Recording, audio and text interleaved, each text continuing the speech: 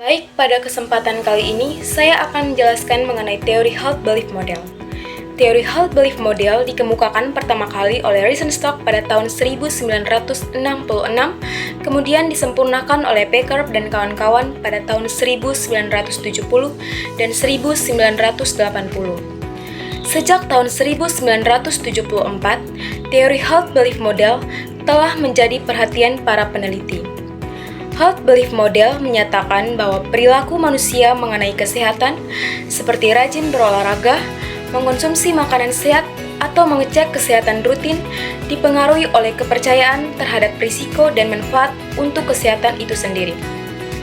Teori ini seringkali dipakai di dunia kesehatan untuk memahami kenapa ada orang yang mau melakukan perilaku kesehatan ataupun ada orang yang tidak mau melakukan perilaku kesehatan. Pada teori ini ada konstruk yang saling berkaitan satu sama lain. Yang pertama, keyakinan terhadap kerentanan. Konstruk ini menyatakan soal seberapa besar seseorang merasa dirinya rentan atau risiko terkena penyakit tertentu. Misalnya seseorang yang memiliki riwayat keluarga diabetes, ia mungkin merasa lebih rentan untuk terkena diabetes. Jika seseorang merasa dirinya rentan terkena penyakit, ia akan menjadi lebih waspada dan akan mengambil langkah pencegahan. Namun juga tergantung dari pengetahuan dan pengalaman masa lalu orang tersebut. Yang kedua, keyakinan terhadap keparahan. Menyatakan seberapa serius seseorang melihat sebuah penyakit. Misalnya, orang yang tahu kalau hipertensi dapat membuat dirinya stroke atau serangan jantung, maka biasanya ia akan lebih takut atau khawatir. Rasa takut atau khawatir ini bisa datang dari pengalaman pribadi, cerita orang lain atau media sosial. Namun tiap orang memiliki pandangan yang berbeda-beda tergantung latar belakang dan juga pengaruh mereka di lingkungan sekitar. Ketiga, keyakinan terhadap manfaat. Ini tentang seberapa yakin seseorang bahwa tindakan pencegahan memang benar-benar memberikan efek positif. Misalnya, seseorang percaya bahwa olahraga teratur dapat membuat badan lebih fit, tidur lebih nyenyak, dan tidak gampang sakit. Jika terdapat kepercayaan demikian, maka orang tersebut dapat lebih semangat untuk rajin berolahraga, tapi tergantung seberapa banyak informasi yang diperoleh dan seberapa penting ia menganggap kesehatan itu sendiri. Yang keempat, hambatan. Hambatan seringkali menjadi alasan kenapa seseorang tidak jadi melakukan hal baik untuk kesehatan. Hambatan bisa bermacam-macam, seperti tidak mempunyai waktu, mahal, susah akses, atau bahkan malas. Semakin besar hambatan yang dirasakan, semakin kecil juga kemungkinan orang akan mengambil tindakan. Upaya yang dapat dilakukan untuk mengurangi hambatan, yaitu seperti mengadakan edukasi yang gampang dan juga menyediakan layanan kesehatan yang mudah dijangkau. Yang kelima, faktor pemicu, yaitu pengingat atau dorongan agar seseorang mengambil tindakan. Bisa berasal dari mana saja, seperti kampanye di TV, ajakan teman, saran dari dokter, atau bahkan pengalaman pribadi dari orang lain. Faktor pemicu ini lebih efektif jika pesannya sampai dan didengar oleh orang yang dituju. Berikutnya adalah kelebihan teori HBM, yaitu yang pertama, HBM bisa melihat hal-hal personal dari setiap orang. Misalnya, bagaimana seseorang bisa percaya dengan kesehatan nilai hidup yang dipegangnya, cara dia berpikir, sampai pada pengetahuan yang dimilikinya tentang suatu penyakit. Yang kedua, HBM dapat membantu untuk memahami kenapa seseorang menjadi malas atau justru semangat untuk hidup sehat. Misalnya, ada seseorang yang berpikir rumit harus ke dokter, atau seseorang yang berpikir harus menjaga pola makan agar sehat. Hal-hal seperti ini dapat diidentifikasi lewat teori HBM.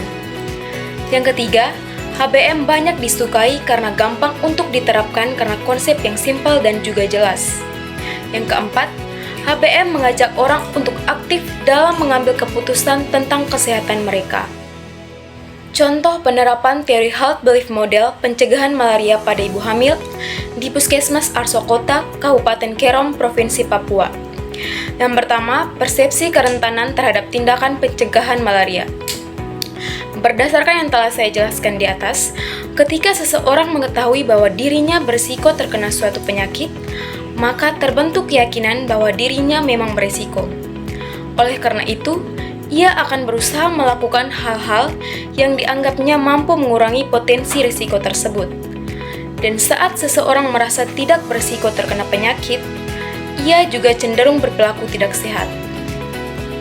Hasil penelitian menunjukkan bahwa responden merasa tidak berisiko atau rentan terkena malaria. Hal ini mungkin disebabkan karena responden sudah kebal atau sudah sering terkena malaria sehingga menganggap biasa saja dengan penyakit tersebut. Bisa juga karena menganggap kalau mereka terkena malaria, mereka saja yang terkena dan tidak akan menyebabkan orang lain akan terkena. Selain itu, mereka menganggap tidak terjangkit malaria sekarang sehingga mereka merasa hal tersebut biasa saja. Responden merasa tidak rentan karena merasa sudah lama tinggal di daerah tersebut. Kedua, persepsi keparahan berpengaruh pada tindakan pencegahan malaria. Adalah keyakinan individu tentang keseriusan suatu penyakit. Hasil penelitian menunjukkan ada pengaruh-pengaruh persepsi keparahan terhadap tindakan pencegahan malaria.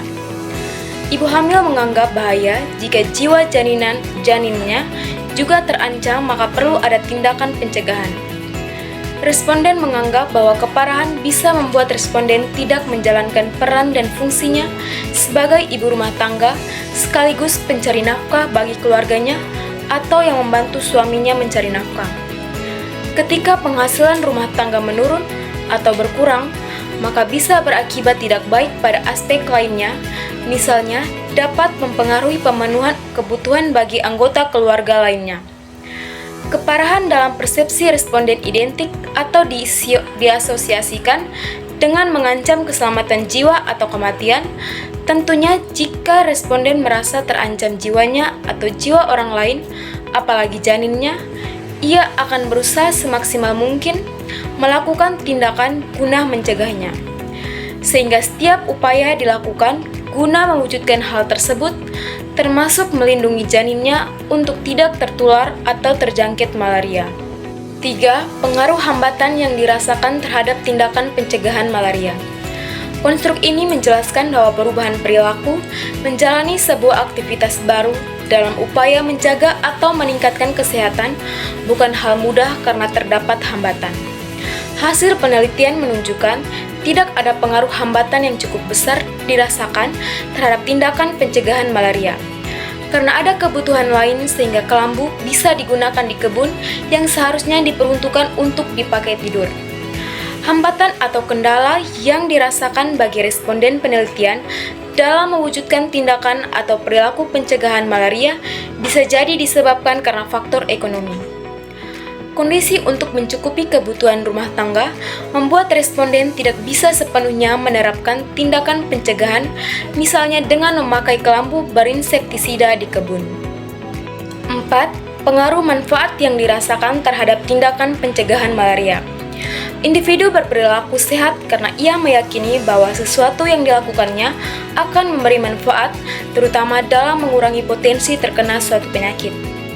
Hasil penelitian menunjukkan ada pengaruh negatif manfaat yang dirasakan terhadap tindakan pencegahan.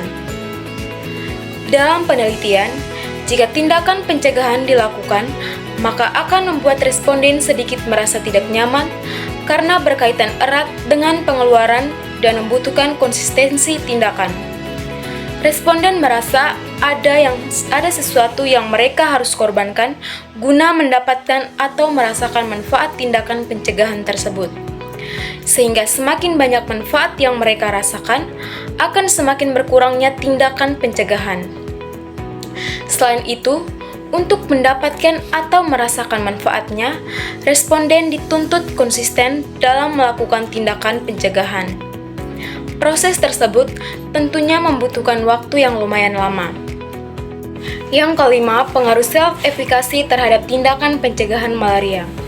Self-efikasi atau persepsi individu tentang kemampuan yang dimilikinya dianggap mempengaruhi perilaku sehatnya. Apabila individu merasa bahwa ia mampu melakukan hal baru yang akan membuat hidupnya lebih sehat, maka keyakinan ini kemungkinan besar benar terwujud dalam perilakunya. Hasil penelitian menunjukkan tidak ada pengaruh self-efikasi terhadap tindakan pencegahan. Responden dalam penelitian ini sendiri tidak sepenuhnya yakin dengan kemampuan yang mereka miliki dalam mencegah terkena atau terjangkit malaria. Tentunya perilaku akan membutuhkan waktu supaya menjadi kebiasaan positif yang dilakukan secara terus-menerus. Dukungan orang-orang terdekat penting untuk membuat ibu hamil merasa lingkungan terdekatnya mendukung upaya pencegahan yang dilakukannya.